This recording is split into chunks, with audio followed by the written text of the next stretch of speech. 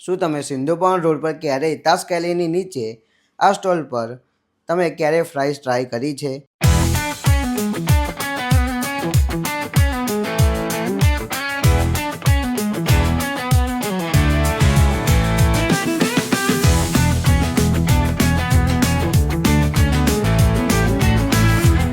અહીંયા તમને એકદમ યુનિક વેમાં ફ્રાઈઝ સર્વ કરે છે. સ્ટોલનું નામ છે નોટ રેગ્યુલર ફ્રાઈઝ. મેન્યુમાં 10+ વેરાયટીઝ છે.